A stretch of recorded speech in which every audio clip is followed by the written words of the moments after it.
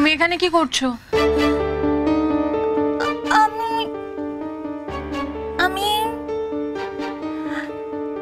আমার না সেই চিন্তায় তো ঘুমিয়ে আসছিল না, তোমার কথা খালি ভেবেই যাচ্ছি। তো ভাবলাম ভগবানকে গিয়ে বলি যে ভগবান আমার দিদিকে একটু দেখো যেন সব ঠিক মতো হয়ে যায়। তুমিও তাই বাস। এটা তো ওই বিপদতারিণী ব্রত পালন করার বই না? তোমার হাতে কেন? এই বইটা থেকে ব্রত সব নিয়মগুলো পড়ে নেব, এতে সব লেখা আছে। তুমি গিয়ে শুয়ে পড়ো, এত রাতে এই অবস্থায় জেগে থাকা ভালো না। আর আমার চিন্তা তুমি করো না, সব ঠিক মতন হয়ে যাবে।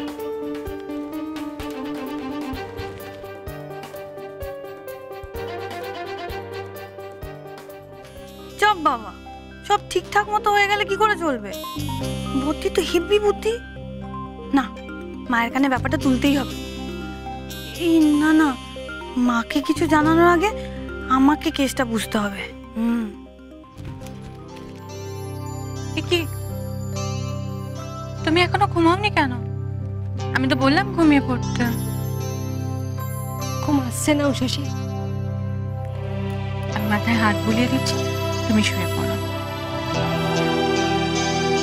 দেবলকে খুঁজে দাও না শশী, তুমি তো সব পারো, দাও না দেবলকে খুঁজে। আমার ওর জন্য খুব চিন্তা হয়, পারবো না আমি ওকে ছাড়া থাকতে, পারবো না দেবলকে ছাড়া থাকতে আমি।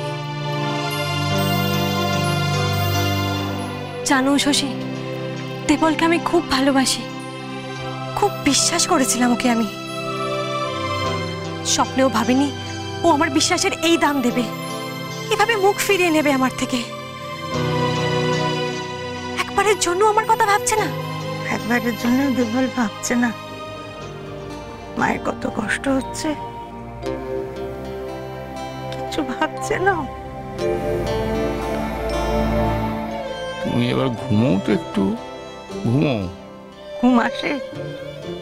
ছেলে বাড়ি ছাড়া হলে মায়ের ঘুম আসে কখনো? কোথায় আছে আমার ছেলেটা? হ্যাঁ গো, বড়বৌমা কেন এমন করলো গো? আমার জন্য তুমি অনেক করেছো শশী, কত কথা শুনতে হচ্ছে তোমাকে আমার জন্য। আমি এই বাড়িতে না এলে বোধহয় তোমার শাশুড়ি এত কিছু বলতেন না। কি এই ডাইনিও তো এখানে? দুজনে মিলে কি প্ল্যান করছে? পালিয়ে গিয়ে সমস্যার সমাধান হয় ডায়না। তুমি আমার বন্ধু ডায়না, দেবলের সঙ্গে তোমার সম্পর্কের কথা আমি অনেক পরে জেনেছি। আমার খুব খারাপ লাগছে জানো, আর ভয়ও লাগছে।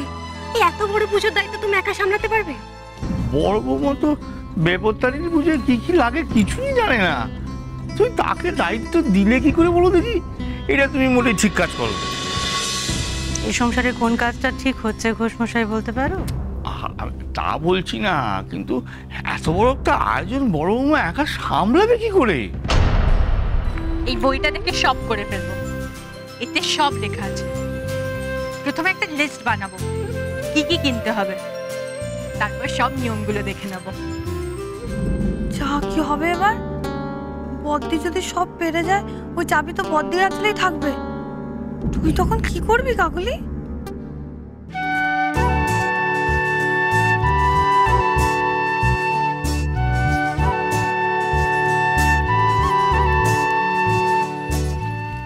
দাও আমি বলি, তুমি লেখো। একদম না, তুমি রাত জাগবে না, যাও গেছো দাও। তেরো রকমের ফুল, 13 রকমের ফল, 13টা করে গিট।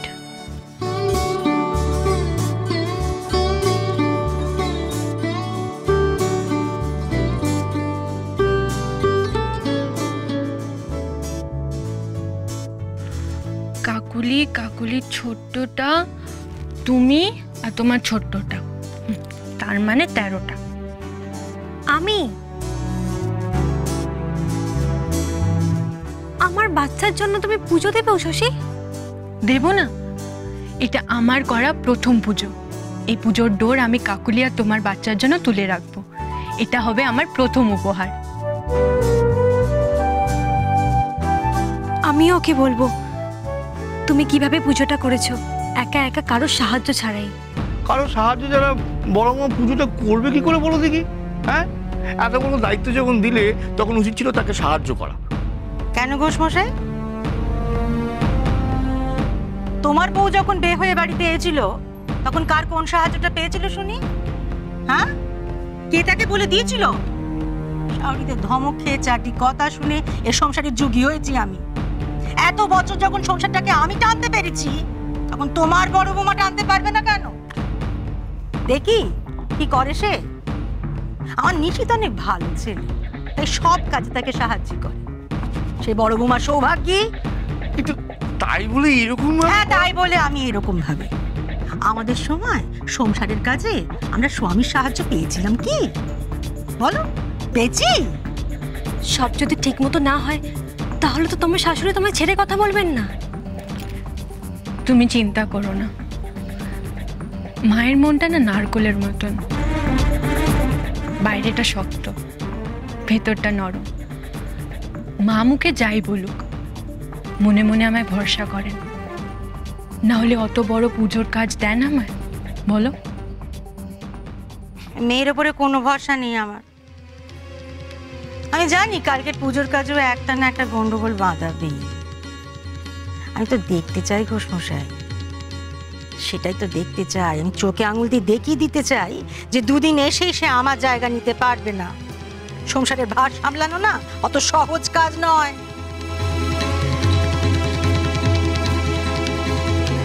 বাড়ির বড় বউ হিসেবে বড় বৌমা এই চাবির দায়িত্ব সামলাতে পারে নাকি এই চাবি ফেরত আসে আমারই কাছে? ফের না আমাকে এই সংসারের ভার সামলাতে হয়।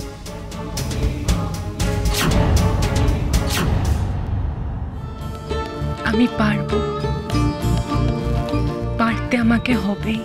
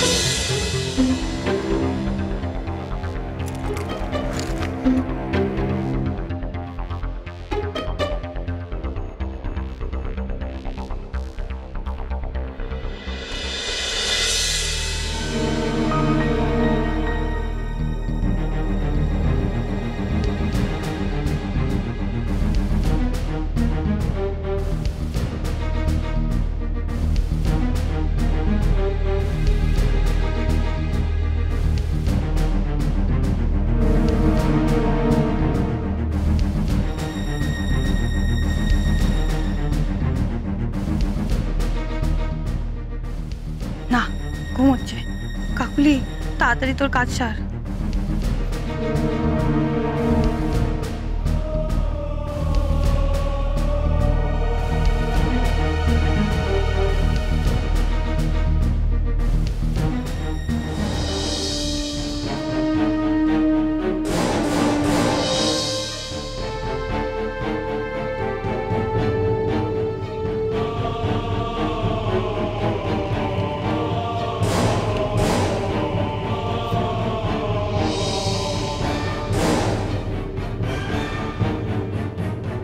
এটা বরং বদ্দির নাগালে বাইরে সরিয়ে ফেলি।